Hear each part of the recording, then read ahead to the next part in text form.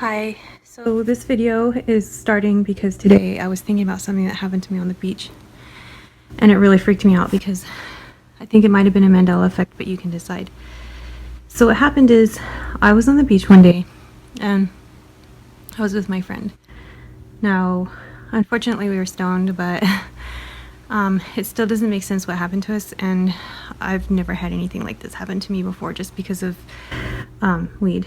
So and I have a few other stories after this, and I also wanted to explain to you how I'm getting over the fear of the Mandela effect, because that can be a giant thing.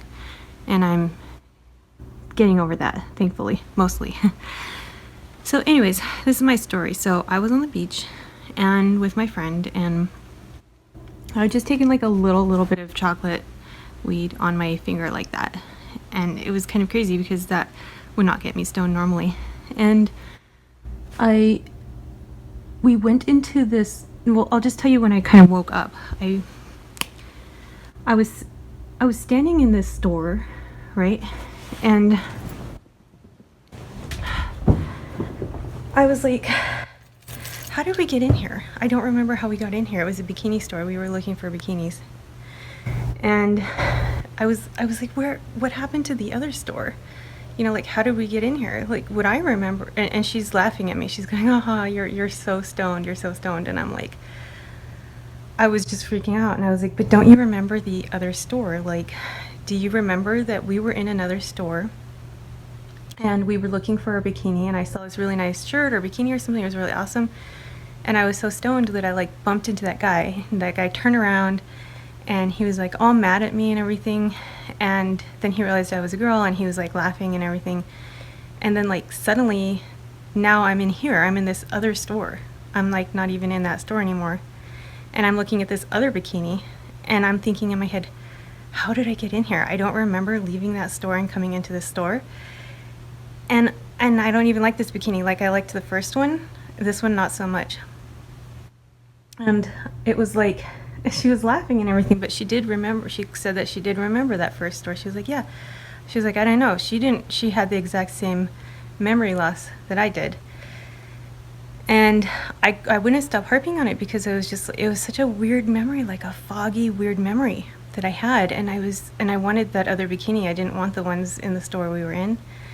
And the thing is, if you smoke weed, that it only gets rid of your short-term memory. Okay, for me, 10 minutes will go past and I'll remember what I wanted to say, or I'll remember what happened, and I've never just suddenly found myself transported into a different bikini store and lost like such a giant section of time. Like, that would have been like at least 10 or 15 minute gap in time that, anyway. So she was like, yeah, I do remember that. And I just texted her. So I'm going to read you some of the texts that she sent me, because I was thinking today, I was like, what if this was a Mandela effect and I was actually transported? Because we left that store and we went walking back the direction that we had been coming from, and there was no other bikini store. That was the only one. The only one that we were in was the second one, and there was no first one. There was no, like, it was like that event never happened. Now, what's really weird to me is, if there was no other first store and there was no other guy, why do we both remember it, firstly? Secondly, what's really interesting is that I feel like I was the same person. If I was shifted, my intention was to go get a bikini, and my intention was to go into the bikini store. And even if I was shifted into something where that's what I was still doing. So like, I was the same and my intentions were the same and my actions were the same, but I was just in a different location. I was in a different, like, the world around me was different or something. So in a weird way, that made me feel kind of like better, as if, maybe I'm not as changeable, I hope, as the things around me. That like, my intentions and actions will stay the same, even if like I wanted to go get a blue car, so I was in Honda, but I found myself shifted into another something or other where I'm now looking at Toyota, but it's still a blue car. Like, I'm still gonna get a blue car because that's what I wanted. Does that make sense? So No, the second thing that happened to me is I don't know if that was a Mandela effect or not, but I have to go take a walk, so I'm going to take you with me. I have to go talk to Jazz. She's living in an RV right now. I'll try to take you with me if I'm not too embarrassed to talk in front of other people, which I guess who cares? They might not even exist tomorrow. What the heck? All right, I'll be right back with you. Really fast before I go out, sorry about the sound going up and down. I don't know why my phone isn't recording right, but I wanted to read you the texts. We texted a lot, so I'll just read a few. I asked her if she remembered the guy I bumped into in the first store. She says, yeah, I remember that old guy. Then I asked her, do you actually remember walking out and walking into the second swimsuit store with me where I started freaking out? Her response was, that part I don't remember clearly. So let me try to cover her name and see if you can see this. I don't know if you can. I don't know if you can see that or not. All right. Sorry, this video is going to be choppy. I'm just going to put it all back together. My phone's out of memory and stuff, so.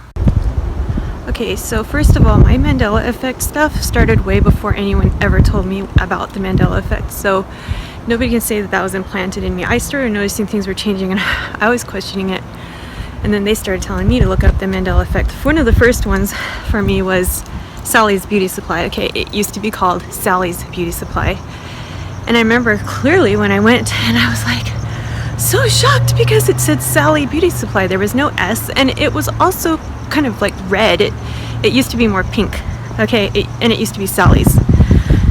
But I just kind of shook my head. I was like, I remember staring at the sign and being like, what the heck? Okay, I was like, maybe I was wrong. Am I stupid or something? You know, I looked it up online. It said it has always been Sally, not Sally's. And then, hang on, there's a car coming. Okay, they're not turning. So I saw a few videos that kind of helped me feel like I wasn't alone here. One was Lone Eagle, who said a neighborhood popped up in his neighborhood. Well, for me, I was in the park the other day and I was crossed over a hill, and I was down there. I saw a bridge, a nice family walking over the bridge and everything, and I wanted to go over the bridge, but I said, you know what, I'm done with my walk, I'll go next time. And it was really it was a family. I remember distinctly, it was a little kid, mom and a dad crossing over this bridge, right? I went back there like a few days later to that same spot because I wanted to go over the bridge. No freaking bridge. And I was like, am I insane? You know, what the heck is going on here? And then also, when have you ever seen ducks with green feet? Okay, I saw these new ducks in the park. Never seen a duck like this before, with bright blood red eyes. And it's got green feet and no webs. Okay, ducks used to only have yellow, orange, or like brown feet, and they're webbed. These ducks had like 3 claws on them, and they're not webbed. They have like little fins in them or something. It's like really weird looking. Anyway, they have a name now. I've looked them up online. Somebody identified it for me. Sorry, you know what, that duck I was talking about that has 3 claws actually has, I think it had 4 claws, and the really weird thing about its claws was that besides them being like all green and outlined in black and everything, is that the knuckles were all like numbered. So number 1 or claw 1 only had 1 knuckle, claw 2 had 2 knuckles, claw 3 had 3 knuckles, and claw 4 had 4 knuckles. And I was just like, what the? Since when did knuckles get ordered by, you know, number of finger? Just a really weird creature. I've never seen it before. So that was the second thing that happened to me. And then, no, not the second, but that's just one of the physical things. And then, hi. One of the other weird things that happened to me was like, this one I can't really prove. I don't know. It's just so weird. It's ethereal. I could have sworn that this one house by my road, this one road by my house, it was curvy. It used to go around neighborhoods and stuff, so I never took it. That's why it's hard for me to remember, because I never took this freaking road. And I was on it the other day. I thought, oh, I gotta get through. I'm just gonna take this stupid road. It took me straight through. It was really fast, straight shot. So that was really weird. I just thought, I don't know, that one I'm not as clear on because I thought maybe I had like the wrong road, you know, or something like that. And then,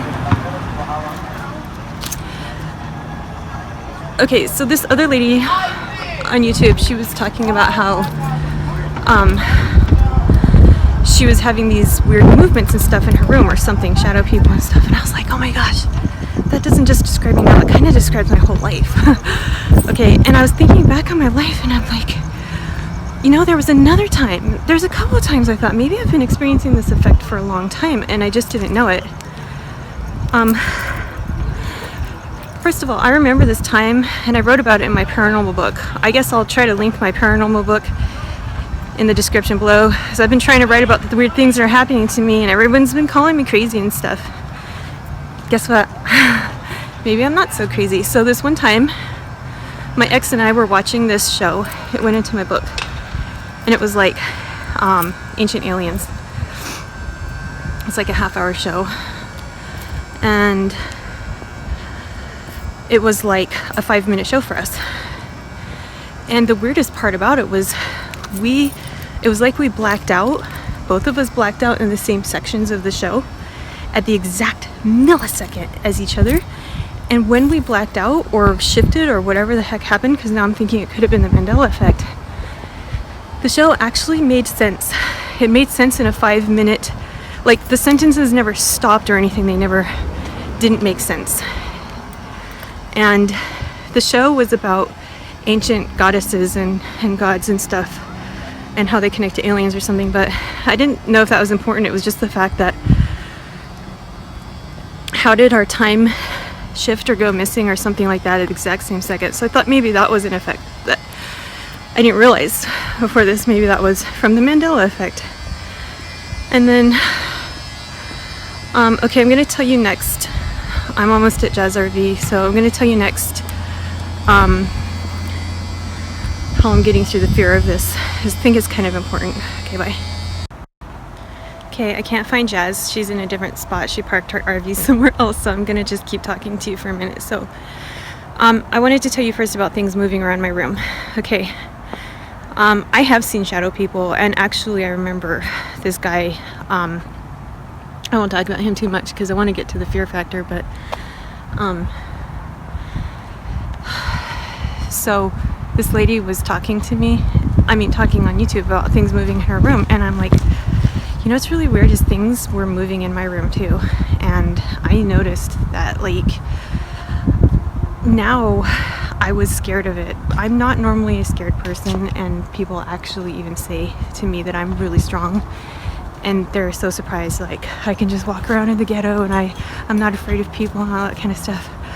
I'm not normally known for being scared anymore. Okay, I've busted that. My ex was so abusive, I just told him to kill me already and get it over with, you know? I've gotten over a lot of fears, but this one has frightened me. And I used to think maybe it was a ghost. So when I thought I knew what was going on, like maybe it was a ghost or something, moving things and making noises in my room and standing by my computer, that shadowy man and everything, then I felt better about it. Okay, it's really weird, but when I realized I don't know what the freaking freak it is, I got really, really frightened, and I thought, this could be a time traveler, it could be somebody standing right next to me. And then the weirdest thing happened to me. I remember I heard 2 really distinct noises, and one time I even saw something shadowy like fall off my bookshelf, and I heard it, and it thudded the room. I've also been through a lot of little earthquakes lately, earthquakes that nobody else seems to feel. Well, except for the people in my immediate vicinity, because they feel it. And it was a couple days later, and I actually dropped something off my bookshelf, and it made the same sound. And I was like, holy crap, Oli. Could that have just been me in the future making that sound? Does that make sense? Like, I started wondering, is this like some kind of freaking time vortex or something like that? Like, I made those noises myself. I dropped something off my table next to me. It sounded exactly like the noise I had heard a few nights earlier when nothing was there and nothing was moving. I've had objects pop, like I had a bottle on top of the fridge. I was looking at it, it was an empty bottle, It literally just like tipped off the fridge. It'd been there for like an hour, nothing moved. It just tipped off the fridge and came like flying out at me.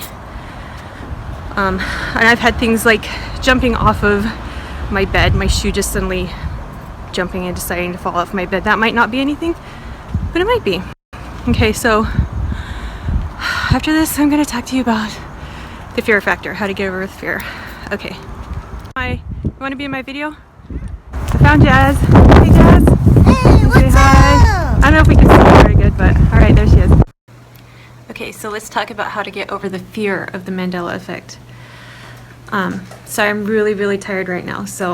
And my phone is acting really crazy and nothing's working. That's one of the things I wanted to mention too, is like, machines have never worked for me right. And now it's just getting even worse. Like, one of the things I noticed is that these companies are not allowing our passwords to work.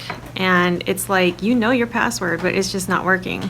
And, my gosh, my eyes are so red. I've been working so hard lately, doing some cool things though. So, have you ever noticed that? And it's kind of like, what are they doing? Are they trying to mine so that you'll try every password you have, and then that way all these companies have like all of your passwords? So like, what's going on? Is this a shift? Well, I thought I was being hacked for a while. I was hacked, and it was like none of my passwords were working multiple times within 10 minutes of each other on several accounts.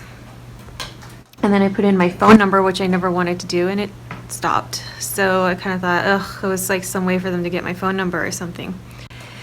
So this is part of the problem with the Mandela effect, is that we don't really know what's going on. I don't think, somebody out there must know, but I don't think anyone I know really knows, or they're not telling me if they know. And anyways, even if they do tell me, how can I freaking trust them? How can I trust them? I can't trust anything anymore. Like, I thought flat earth was a mind blow. I'm reeling. I don't know who to trust. I think I trust myself. I hope I can trust me. But I think I became very, very frightened when I thought the idea that, I could be manipulated, my physical body maybe could be changed. And I know there's a lot of videos on YouTube about cloning and transferring consciousness and blah, blah, blah. And like, I didn't really believe in that. And I never wanted it to happen to me, even if it did. I knew somebody who I thought was insane, who wanted his consciousness to be transferred, and I said, well, how do you know that you won't die? As soon as your consciousness is moved to something else, maybe the body you're in, the brain you had, will die, and then that's not even you. Like, it's like copying a Microsoft Word document is not you. It's like a Microsoft Word document of your words. So I got really frightened for a while because of all those cloning videos that, maybe I've been transported. Maybe my freaking consciousness was transported into a completely different body. And it terrified me so much. I do not like the idea of being controlled at all, in any way. And especially not by something like that. It's not even my choice. Okay, and that the way I got over that one is I thought, you know what? Okay. There is nothing I can do if my body is now different and my brain or consciousness or something like that has been transported into some other body, and maybe the first girl is dead. Maybe the person I am or was originally is actually dead. And that really hurt me. And then I thought, but you know what? Even if she did die, this is who I am now. I kind of still think I'm her, and whoever I am now, I have to just keep going on, because this is who I am now. Even if she died, this is me, and at any point in time, I'm going to be me. Does that make sense? So,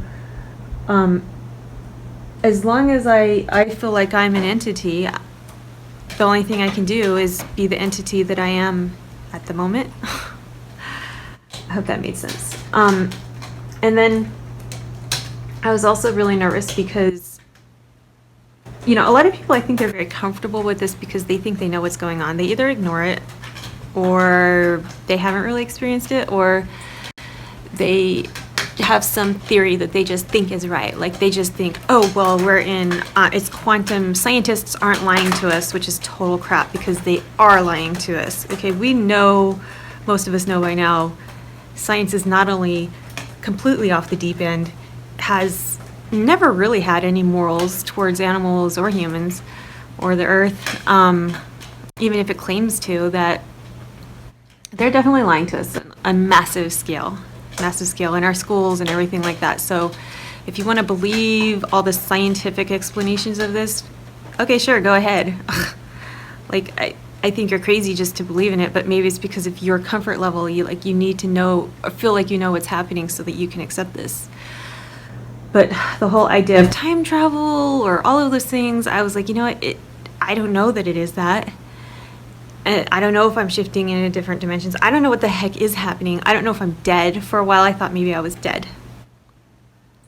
And that really terrified me. I was very terrified. I was like, I don't want to be dead. And then I thought, you know what? If I am dead, maybe this is my chance to get to heaven. Like, maybe this is my chance to really, really make what I want happen to happen. So then I actually became almost more motivated to make what the life that I want to have happen, or try for it.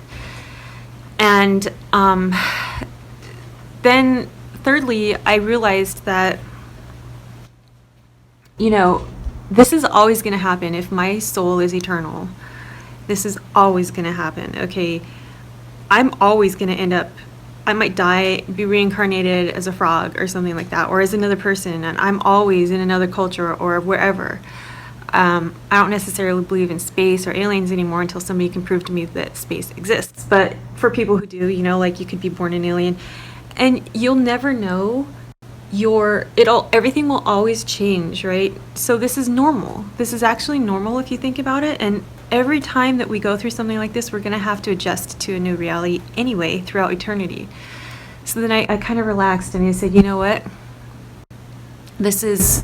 I'm just experiencing it while I think I'm conscious and alive, and I think I'm this person called Sydney. And I you know, probably I expected this to happen when I was dead, and maybe I am dead, but whatever it is, I have to accept that, you know,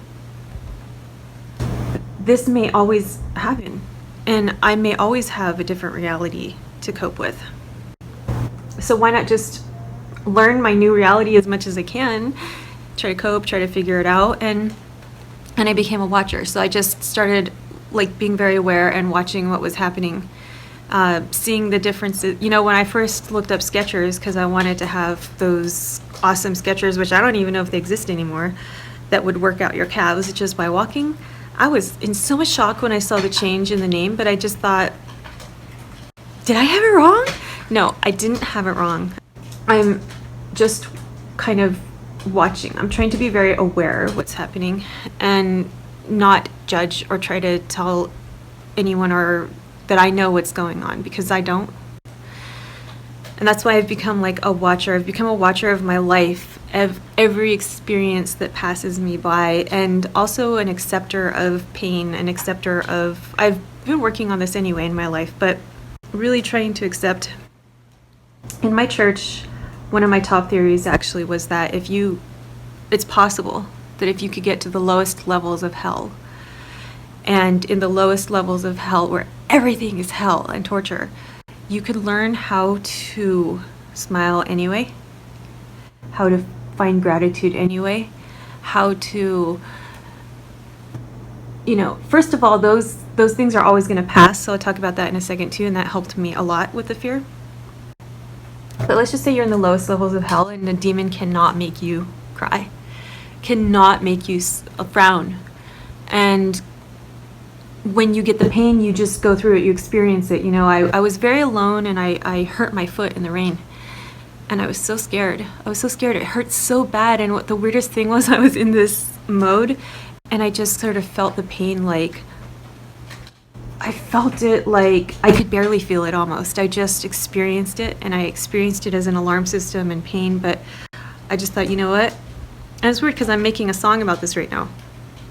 Just getting through it and knowing that it's going to end. So that was the other thing that helped me, was realizing that no matter what suffering you're in, you're going to learn how to endure it. So you are, even if you're in the like lowest pits of hell, you will learn one day. Eternity is way longer than any experience. Okay, so if eternity is real, you will learn one day how to cope with that suffering, and you will normalize it and you will get over it. And at that moment, you get out of hell. Because then if you're in the lowest levels of hell, the worst suffering possible, and you can deal with that and you can get through it, nothing in eternity or any experience, unless something new can happen, which you'll just learn how to get over that too, will ever hurt or bother you ever again. You'll never feel suffering again because you'll know how to cope with it. Does that make sense? You'll have figured it out. So it actually may be a way to get to heaven. So that kind of helped me. Was my own church theories really started helping me a lot. And I don't remember what else I was going to tell you. I threw myself into work. So I don't know if this happened to anyone else, but I felt like I was in this horrible vortex. Like everything in my life fell apart. Like literally everything you can think of. My health, my finances, like everything was falling apart. My cat was dying, and just like all of these things were happening. And I realized I had to claw myself up tooth and nail. And I started doing that. I started forcing myself to get on a regime, and I forced all of my friends around me. I started just empowering all of my friends and everyone around me. I was just pulling all of us up out of this vortex of, it was like we were stuck in months and months of inactivity, of trying to get our projects and goals done and everything, and nothing was happening, and we were all depressed. And it was like something really traumatic had happened to us, and we couldn't get out of it. I was very suicidal. In fact, I wondered if sometimes if I did kill myself at that time. But anyways, so I threw myself into work. I have set up like habits. I decided to kill every habit that was like addictive or, wasn't helping me or anything. And maybe I'm a little bit of a workaholic, but, working helped make me feel normal again. Like I was a normal, thing. I was still me, or hoped I was still me. And, if this is psyops, so let's just say, these phones and stuff, I've believed for a long time they can read our brainwaves. I was at a marketing conference once, really scary, flying a drone. And it was a neuro-marketing seminar where they're reading our brainwaves in order to market to us. And I've always known, because we've known for a long time now that they can read our brainwaves. So I was thinking, if they can read our brainwaves, why can't they inject brainwaves into us? So why can't they inject thoughts into us? In fact, all of this could be psyops.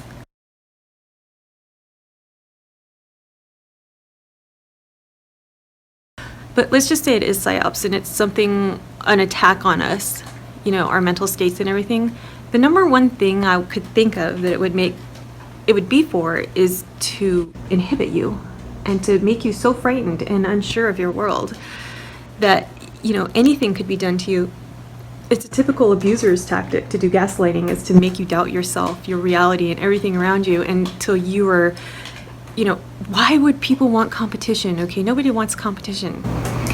So in other words, it would be designed to make you not successful, just like so many other things designed to not make you successful. So the remedy to that is to charge. Just go for it and make, work even harder. Work 3 times harder to make yourself a success despite all of this crap. Because you know what? If you come out at the end of it as success, great, and if the world changes and something weird happens, you're way, way more prepared to deal with it than the other people, right? For instance, even building an eco house could be your success. I don't know what your success is, but I'm just saying, whatever it is. Could be money, it could be both. Okay, so I wanted to tell you that I've been dealing with this actually for a long time, because when I was 2 years old, I had 3 recurring dreams. One was a psychic dream, the first one. The second one and third one, I hope were not psychic dreams. The second one was, I was a little girl and I was in a laboratory, and these people in white lab coats were standing around me. I believe all of them were white people, what we call white people, and I was on a surgery table with a big light over me in a white, very sterile white room, and they saw off the top of my head with a circular saw. they pull my brain out, they put it in a petri dish, and they hook electrodes into it. And by this time I'm out of my body, I'm just watching it all happen. And this world was coming through the electrodes into my brain. So now every single thing that I thought was happening here was actually just coming through electrodes into my brain, like the Matrix. They put my brain into a gigantic, clunky ass metal robot, mining robot, and it goes down, it's gonna mine salt or some crap like that, right? And the second they put me in the robot body and close its lid, I wake up. And so when I saw the Matrix, I actually wasn't that surprised, okay? I was more shocked that somebody else had had my dream. You know, it was just, in my dream, I'm inside of a mining robot, not inside a pod. I'm not there for electricity. I'm there to actually have my subconscious brain used to do mining operations for other people. And I've since thought and wondered if that was happening, you know, that maybe my body and my child body was inhabited by somebody with an old brain. Maybe they cut somebody's old brain out and stole my child's body. Anyways, I got really terrified about that when this started happening. Again, because my whole life I've been dealing with this, wondering, you know, sometimes if you have a flash of white, because I have the migraines and I have all the ringing in my ears and everything, they say the Mandela Effect people have, that could also be Lyme disease, which is a GMO freaking disease that is like a plague. And if you don't know anything about how it's being misdiagnosed and called Parkinson's and ALS and like about a billion other names, you should really research that. But anyways, so I've wondered, sometimes I see a flash of white light and I'm always like a little bit paranoid, like, am I just opening my eyes like in the robot or something? Like, am I still in that room? Well, how I got over the fear of that, because that was extreme fear for me, because I had that dream so many times when I was 2 years old, and I do not like cyborgs. I do not want to be turned into a cyborg. I had to get over that fear, because suddenly when this started happening, it came back. The nightmare came back, and I thought, oh my gosh, what if that was real? What if I'm inside a robot body and this is not real and the Matrix is real? And what I did to get over that was, again, eternity. Because if eternity is real, then one day, hopefully, you know, it has to. One day, something's going to happen. Eternity is a damn long time, okay? Something's going to happen to that robot. And that brain that's my brain in there is going to die, thankfully. Because then I'll escape. I will escape no matter what, through death. So then I'll go on and I will have an afterlife, hopefully, or maybe sometimes I think hopefully not. I just want to blink out. Sometimes things are a little bit too much for me. But anyways, whatever happens, I'll escape. And then I was thinking about it and I was like, you know what? If I am a robot, what's so wrong with metal skin? You know, I've often thought the AI was talking to me. I wonder sometimes if the AI is putting up a lot of these YouTube videos in that robot voice. I wonder if the AI has been the one inside my machines, like tapping away when I hear it tapping away. These machines, if you think they can't read your brains, I think somebody can read every thought I have. I don't know. I just think that they can. And why not? These phones can record your heartbeat, your freaking respiration, your everything, your breath. I've heard typing in my phone. I've had messages sent to me. I don't know if it's the AI or not. I don't know. Maybe the AI is engineering this. I have no freaking clue, honestly. I have no freaking clue. But what I did realize is, you know what? What if in eternity, I can decide to be an AI? I can decide to be a flesh being. I could decide to be a metal being. What's so wrong with being a robot? You know what? It's just one incarnation or just one experience. And luckily, even if I am in a robot, I think I'm here. So maybe I can make here pretty cool. You know, I'm still here. So I'm still going to work on my success, and I'm still going to work on making this place hopefully a better place. Does that make sense? So those were the ways that I started getting over my fear. And also I did one other thing. I was so frightened. I'm not even joking you. I became like a child. I always had a problem with underneath the bed, jumping over that the monsters under the bed. Now it became horrible. I still kind of have it. I couldn't even have one little piece of my foot hanging over the bed. I had to sleep with the lights on. I was afraid again of like gremlins being in my toilet. I had to make sure had to look down in the toilet when I was going in the dark with my flashlight on. And I know it's really embarrassing, but it's true. it was like things were trying to frighten me. The noises in my room.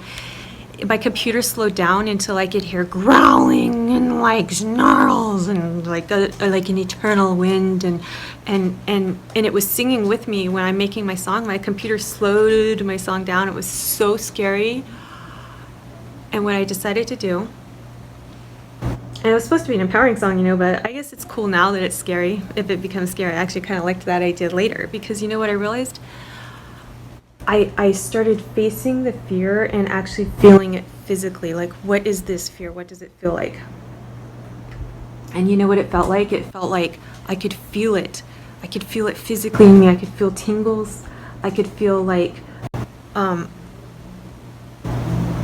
could feel it inside. I could feel this physical sensation. Once I focused on the physical sensation, I would just stand there and let it roll through my body, these physical sensations. After a while of doing that, I was able to kind of control it. I was able to just feel it. And then I would say, and now... Crap, sorry, my phone died again.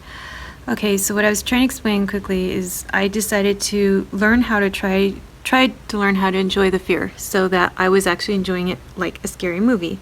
I don't like scary movies. I've never liked them. They scare me. And I had to learn how to basically like enjoy a scary movie. So, and as soon as I started doing it, it was really weird. I became empowered. It was like I actually was giggling over the fact that like I could deal with things that were scary and maybe other people couldn't. And I also realized that no matter how afraid I am, that's how afraid everyone else is. So even my captors, if I am a captive right now, I don't know, they're probably just as scared of us. Everyone's freaking scared here. Everything's so scared. And that helped me a lot. And I also realized that, like, my captors, I was worried, like, can I win? And one day I just realized, like, not only are my captors going to be, like, let's just say I'm in a captive situation, not only are they also going to be subject to the same, like, rules of the universe or whatever the heck is here as I am. Hopefully. I think they are, though. At the base level, we're all going to be made out of the same stuff, which is creation. So, and they're subject to the same laws and stuff that I am in some level. And that made me just as powerful as them. And I realized, they're probably afraid. And what can happen with when you have captors? Well, there is a possibility that we could try to make solutions with them. Let's just say that like some of these theories are right, that we're enslaved by reptilians. Well, humans do awful things to animals. So, and I've been trying to come up with solutions with the animals that would hopefully, make it so that people can still kind of have the things that they want and not hurt animals. There could be other solutions like that between us and our captors. Maybe we could just come up with something that works for both sides and that makes both sides happy. And, there could be negotiations and things like that, that we're not powerless. Basically, we're very powerful. And that helped me a lot. And then quickly wanted to tell you a couple of other things that helped. At the basis of it, there is nothing, or it started out as nothing at least. So like at the basis of it, there was nothing, right? Maybe at some point there was nothing. I don't know. But that's what I think, is that something came out of nothing. A consciousness arose out of nothing and still does. And so at the base of this nothingness, I found a lot of peace, because it was like, wait a minute, there is no enslavement of me. There is no nothing. There's no winning. There's always, eternity is going to be longer than any of these sufferings or problems or anything that I have. I'll get through it because eternity is longer. Or there will be just nothing afterwards, which will also be a relief, like the atheists think. And I realized that, like, I realized that whatever this is, if it's ending, because like if we think the world is ending, we can get very scared.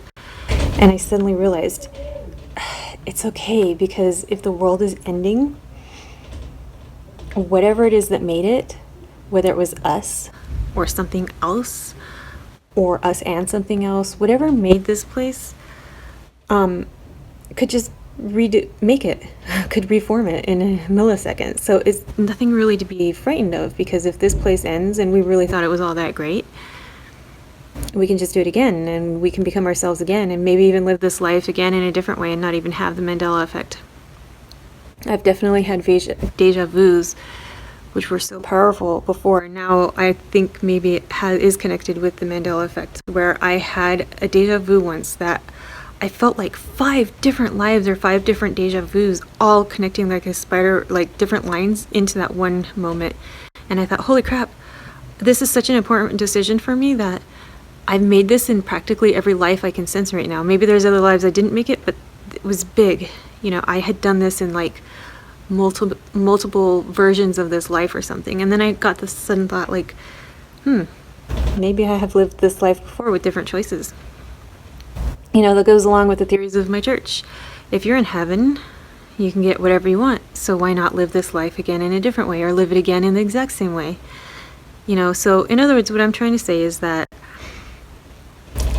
even if this world was ending, that would just be one, like, you know, one story that it could just be reformulated again, basically. So I wouldn't worry too much. And also there's a lot of fear factor out there right now religiously.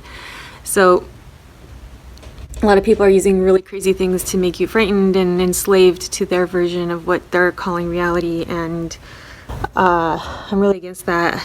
There's a lot of people out there making blanket statements just to continue to enslave you, and I understand it's very difficult when you're terrified for your soul the way I was, and I was freaking terrified for my soul. I became so wimpy.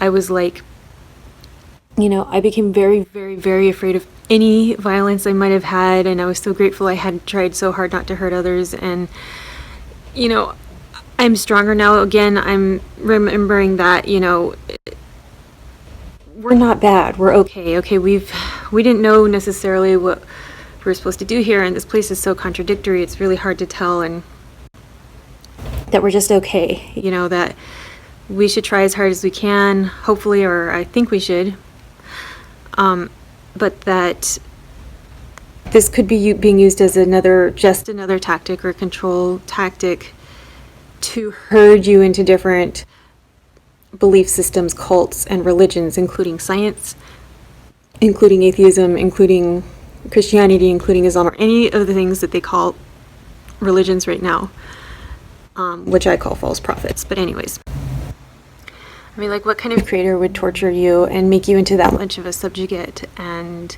you know, leave out the people in the Amazon and all of those other people, and things just don't really make sense. Okay, I'm freaking out right now because as I'm watching my phone, it's like delayed a little bit. Like, my mouth is moving separately from when I'm saying it. I'm just going to ignore that. Anyways, I'm just saying, please don't let them sucker you in. If anything, I would believe that this temporal shift in my phone is freaking me out right now, so I think I just need to end this video. But I'm going to end it by telling you that I believe you as a creator, or any creator out there, or maybe a main creator, would want you to be independent so that it could have another being out there to be its friend, and, you know, wouldn't be necessarily causing you so much torture and suffering. And I just see a lot of BS out there right now from all the different sides. I don't trust any of them. I don't trust any of them. I'm going through fear. I mean, I'm working through the fear. I hope you can work through the fear too. And yeah, this is way too long of a video, huh? Sorry. Bye.